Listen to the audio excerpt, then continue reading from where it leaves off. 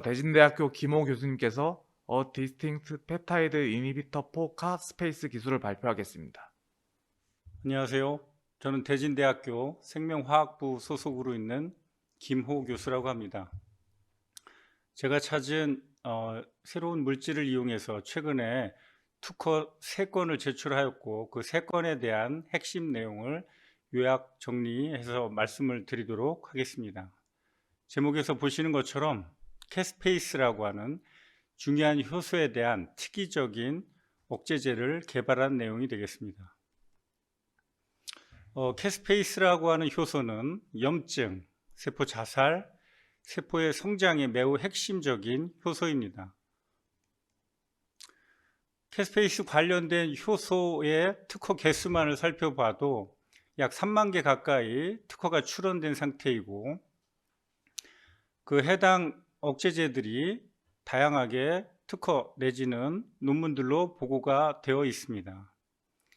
하지만 해당 특허에서 소개하고 있는 여러 좋은 효능에도 불구하고 여러 가지 부작용이 있는 관계로 부작용은 적고 캐스페이스 효소 특이적인 억제 효능을 나타낼 만한 신규 억제제 개발이 매우 필요한 상황입니다. 화면에 지금 복잡한 신호 경로가 나오고 있는데요. 캐스페이스가 세포 자살 경로에 얼마나 핵심적인 역할을 하는지를 단면으로 보여주는 이미지가 되겠습니다. 캐스페이스는 여러 단계를 거쳐서 활성화되는데요. 먼저 세포 외부에서 스트레스나 세포 자살 신호가 들어오면 캐스페이스 8번이 활성화가 되고 캐스페이스 8번이 활성화되면 캐스페이스 9번을 경유하여 최종 캐스페이스 3번이 활성화되게 됩니다. 이와 같은 경로가 활성화되면 세포 자살이 촉진되기 때문에 세포 자살을 통제하는 데 있어서 매우 중요한 세포 속 중요 타겟이 바로 캐스페이스가 됩니다. 여러 질환에서도 세포 자살의 중요성이 보고되었는데요. 첫째, 퇴행성 신경질환, 그 다음에 간에서의 질환, 그 다음에 당뇨병과 관련된 췌장질환, 그 다음에 장내 염증까지도 다 세포 자살이 연관되어 있음이 많은 문헌에서 보고되고 있습니다. 다시 캐스페이스의 활성화 과정을 살펴보면 캐스페이스 8번을 시작으로 3번까지 이어지는 활성화 과정을 통해서 세포 자살이 조절됩니다. 면역세포 내에서의 캐스페이스도 최근 중요한 것으로 밝혀졌습니다. 본 그림에서 보는 것처럼 면역세포가 외부에서 들어온 감염성 미생물에 대해서 반응을 할 때 IL-1이나 IL-8과 같은 사이토카인을 분비하게 되는데 이 사이토카인을 분비할 때 면역세포 속 캐스페이스의 활동이 매우 중요합니다. 따라서 면역세포 속 캐스페이스를 조절하는 것이 곧 면역질환을 조절하는 핵심 키가 되겠습니다. 지금까지 알려진 캐스페이스들은 그 기능에 따라서 다음과 같이 분류가 되기도 합니다. 캐스페이스는 염증에 관여되는 캐스페이스와 세포 자살에 관여되는 캐스페이스로 이렇게 나뉩니다. 저는 지금까지 그림에서 보이는 다양한 곤충으로부터 활성 물질을 분리하고 그 물질의 의학적 적용에 대한 연구를 수년 동안 진행해 왔습니다. 특히 최근에 분리한 컴파운드 10이라고 하는 물질은 애기뿔 소똥구리에서 분리하였습니다. 최초 분리 시점에는 항균 효능을 나타내는 물질 분리를 목적으로 컴파운드 10을 분리하였지만 후속 연구를 통해서 컴파운드 10이 단순한 항생 효과를 넘어 여러 질환 모델에 치료적 효능이 있음을 발견하였습니다. 곤충의 중요성은 최근 많이 발표되고 있는 특허의 개수만 보아도 알 수 있습니다. 새로운 활성 물질 발굴을 위한 중요 대상으로 곤충이 많이 고려되고 있습니다. 구체적으로 제가 찾은 캐스페이스 특이적 억제 약물의 장점에 대해서 설명드리도록 하겠습니다. 이 그림은 세포에 컴파운드 10이라고 하는 애기뿔 소똥구리 추출 펩타이드를 처리하고 그 다음에 캐스페이스들의 변화를 관찰한 실험입니다.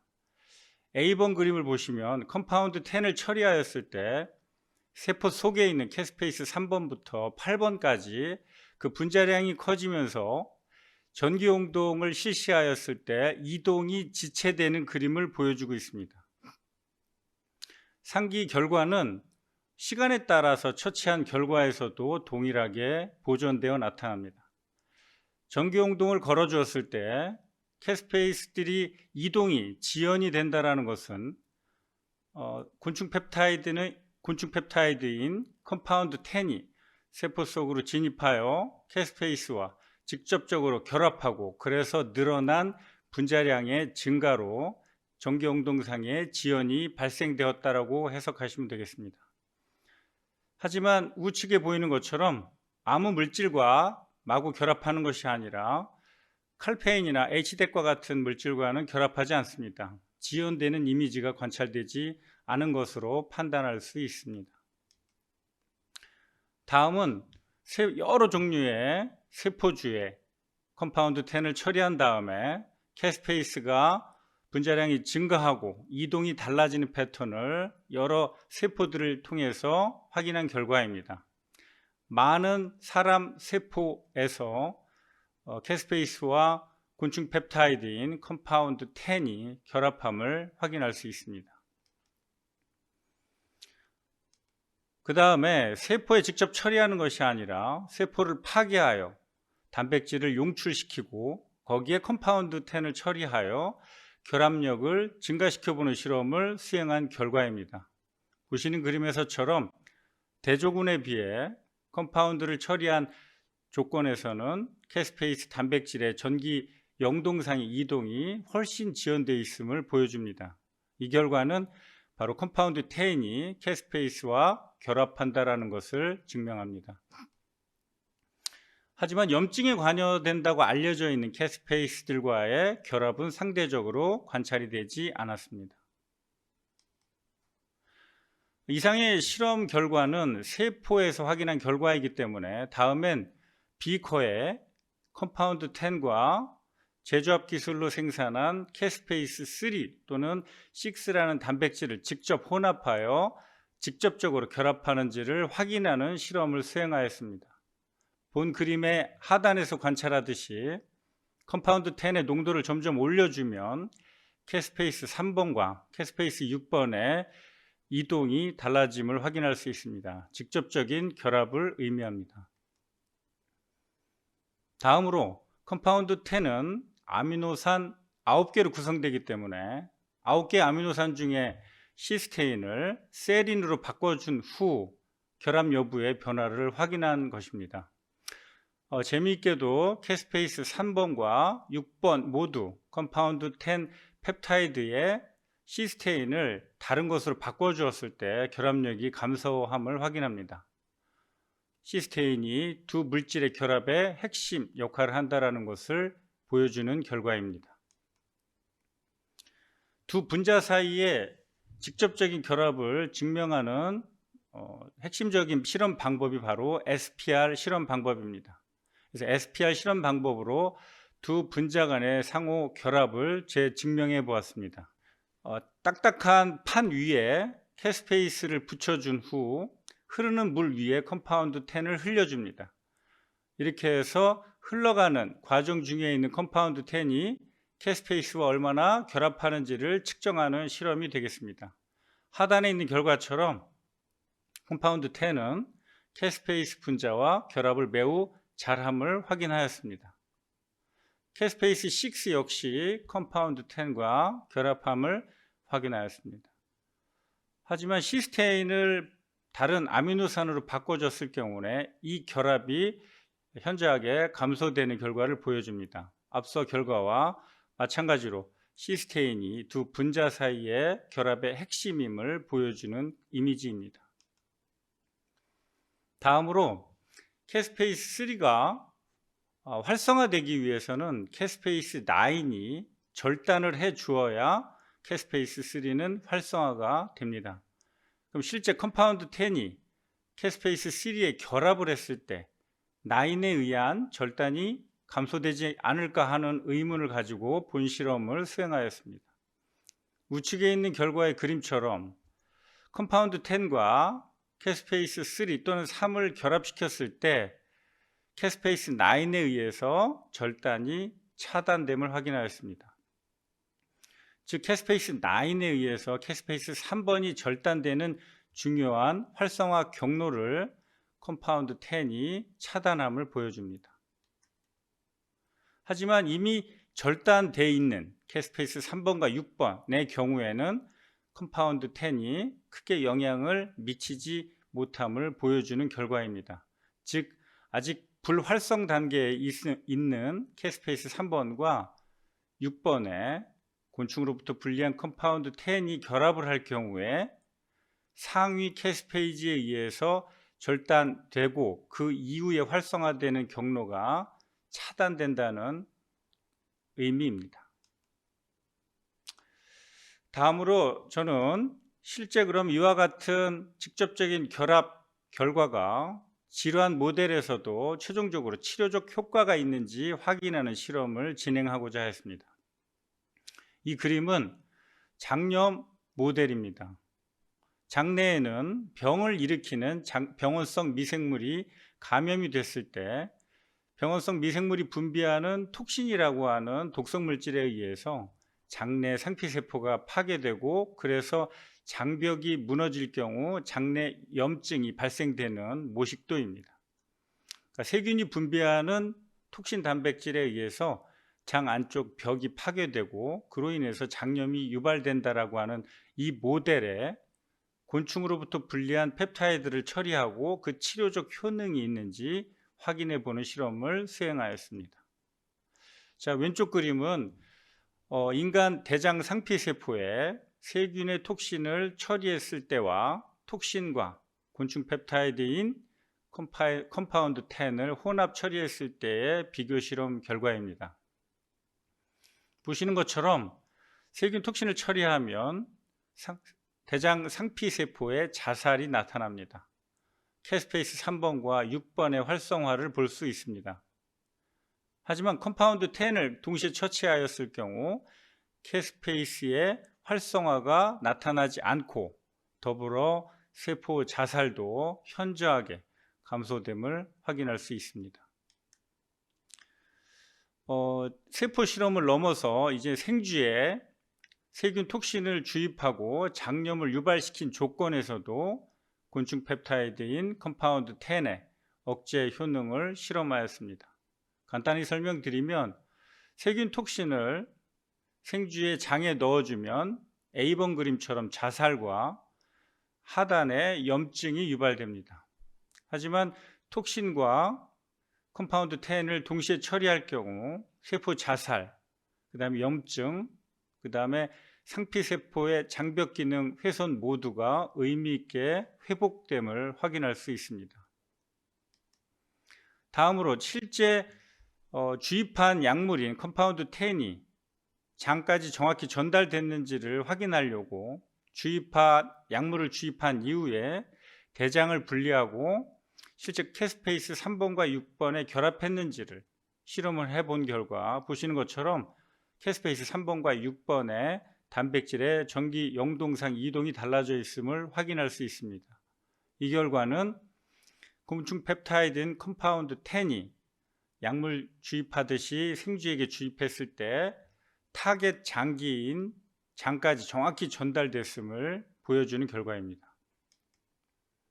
다음으로 간 질환에 대한 치료 효능도 확인해 보았습니다. 알코올을 주입할 경우 간에서는 심각한 염증이 진행됩니다. 이때 간에서 염증과 자살이 진행되는 과정을 곤충 펩타이드인 컴파운드 10이 억제하는지를 확인해 보았습니다. 왼쪽에서처럼 알코올을 주입했을 때 캐스페이스 3번과 6번이 활성화되지만 컴파운드 10을 동시 처리하였을 때 그 활성이 억제되고 우측에서처럼 자살도 차단됨을 확인하였습니다. 실제 주입된 컴파운드 10이라는 약물이 간까지 정확히 갔는지를 확인한 실험, 우측의 실험에서도 간까지 정확히 컴파운드 10이 도달하고 캐스페이스 3번과 6번의 결합함을 확인하였습니다. 실제 염증 실험에서도 알코올 주입으로 인한 간의 염증이 모두 컴파운드 10에 의해서 회복됨을 확인하였습니다. 간의 조직 사진입니다. 간세포의 세포 자살이 현저하게 줄어들었음을 확인할 수 있었습니다. 세포 자살이 일으키는 질환 중 더 유명한 것은 바로 퇴행성 신경 질환입니다. 파킨슨병이라고 이해하시면 되겠습니다. 파킨슨 질환 모델의 컴파운드 10을 처리하고 치료 효능을 확인해 보았습니다. 앞서 결과처럼 파킨슨 질환을 유발하기 위해 넣어준 6-하이드록시도파민에 의해서 캐스페이스 3번과 6번이 활성화되지만 컴파운드 10을 동시에 처치해주면 그 과정이 차단됩니다. 우측에 있는 신경세포 독성 이미지도 컴파운드 10에 의해서 회복됨을 확인할 수 있습니다. 이상의 결과들은 곤충에서 분리한 컴파운드 10이라고 하는 펩타이드 약물이 다양한 자살로 유발되는 질환들을 억제할 수 있음을 보여줍니다. 하지만 이 약물이 최종 신약으로서 개발되기 위해서는 약물이 가지는 독성이 없음을 증명해야 합니다. 그래서 전임상 수준의 간단한 실험을 제가 보완 실험으로 보여드리도록 하겠습니다. 생쥐에게 곤충으로부터 분리한 항균 펩타이드인 컴파운드 10을 주입하고 2주 후에 몸무게 변화, 먹이 섭취량의 변화, 간, 콩팥, 여러 장기들의 변화, 염증 여부, 종양 형성 여부를 확인했습니다. 그 결과 몸무게 변화, 먹이 섭취량의 변화, 간 기능의 변화, 콩팥 기능의 변화 모두 없는 것이 확인되었습니다. 이것은 컴파운드 10이 치료적 효능은 있고 인체에 대한 독성이 거의 없음을 보여준다 하겠습니다.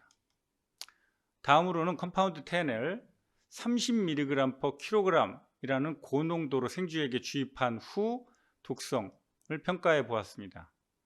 자세하게 설명을 드리지 않더라도 이 물질이 갖는 독성, 인체 독성은 거의 나타나지 않을 것으로 보여줄 만한 결과가 확인되었습니다. 자, 마지막으로 전임상 과정에서 보통 평가하는 유전 독성을 평가해 보았습니다. 컴파운드 10을 수컷에게 주입한 후 암컷과 함께 짝짓기를 하고 태어나는 새끼들의 마리수, 그 다음에 태어나는 새끼들의 암수 비율, 그 다음에 새끼들의 몸무게 변화들을 추적해 보았습니다. 이 결과 역시도 전혀 독성이 없음을 확인하였습니다. 이상의 결과들을 바탕으로 장염의 치료 효능이 있다라고 하는 첫 번째 특허와 그 다음에 면역세포의 활동을 억제한다라고 하는 두 번째 특허, 그 다음에 신경세포의 독성을 급격하게 낮춰줄 수 있다라고 하는 세 번째 특허를 출원하였습니다. 이것으로 제가 곤충에서 분리한 새로운 물질을 바탕으로 세포 자살의 핵심 물질인 캐스페이스를 통제해서 여러 가지 질환을 억제하는 새로운 치료 약물을 개발했다라는 내용을 요약하여 설명을 드렸습니다. 경청해 주셔서 감사합니다. 네, 발표 잘 들었습니다.